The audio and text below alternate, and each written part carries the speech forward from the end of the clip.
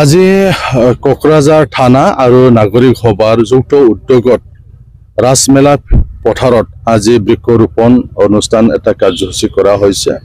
ময়ো ইয়াতে অংশগ্ৰহণ কৰিছো আৰু মই থানা আৰু নাগৰিক সভাক ধন্যবাদ জ্ঞাপন কৰিছো আজিৰ কাৰ্যসূচীৰ বাবে।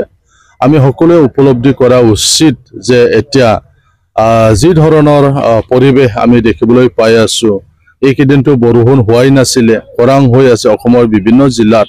যেহেতু এতিয়া আমাৰ হাবিবিলাক ফৰেষ্ট জংগলবিলাক কমি আছে, গছ কাটি আছে, ইয়াৰ কাৰণে আজি আমি দেখিবলৈ পাইছো যে ইকলজিকেল ইনবেলেঞ্চ হৈ আছে।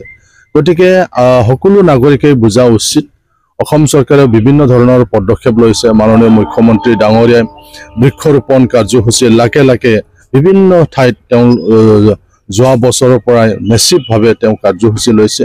আমাৰ বিটিআৰ অঞ্চলতো সন্মানীয় বিটিআৰ চিফ প্ৰমোদ বড়ো ডাঙৰীয়াই যোৱা বছৰৰ পৰাই বহুত হাজাৰ বহুত লাখ বৃক্ষৰোপণ কৰিছে বিভিন্ন অঞ্চলত। আৰু বড়োলেণ্ড গ্ৰীণ মিছন বুলি এটা আঁচনি লৈছে, য'ত বড়োলেণ্ডত থকা বিভিন্ন ৰেজিষ্টাৰ্ড যিবিলাক ক্লাব আছে, এই ক্লাববিলাকক বড়োলেণ্ড গ্ৰীণ মিছনৰ অন্তৰ্ভুক্ত কৰা হৈছে, যাতে এই ক্লাববিলাকে গছপুলি গাৰে আৰু চোৱা চিতা কৰে। তাৰ কাৰণে বছৰত 25,000কে তেওঁলোকক আৰ্থিক সাহায্যও দিছে, যাতে তেওঁলোকে যত্ন কৰে, গছপুলিবিলাক জীয়াই ৰাখিব পাৰে। তেনেকুৱাকে এটা আঁচনি বিটিআৰ চৰকাৰৰ পৰা লোৱা হৈছে। ইতিমধ্যে বিভিন্ন ঠাইত এই যি বড়োলেণ্ড গ্ৰীণ মিছন, এই গ্ৰীণ মিছনৰ অন্তৰ্ভুক্ত ক্লাববিলাকক কৰা হ'ল আৰু গছপুলিও ৰোপণ কৰা হ'ল।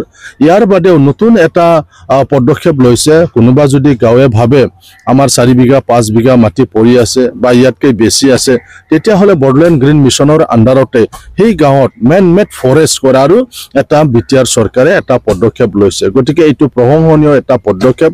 বৰ্তমান পৰিৱেশ আৰু বৰ্তমান যুগৰ লগত খাপ খোৱা এটা আঁচনি। সেই আঁচনি যাতে গাঁৱে ভূঞে লৈ যাব আমি পাৰোঁ, তাৰ কাৰণে আমি সকলোৱে প্ৰচাৰ কৰিব লাগিব। আৰু আমি ক্লাববিলাকক বা বিভিন্ন আমাৰ যিবিলাক প্ৰকৃতিপ্ৰেমী সংগঠন আছে, ক্লাব আছে, এইবিলাক যাতে আগুৱাই আহে, আগবাঢ়ি যাতে আহে।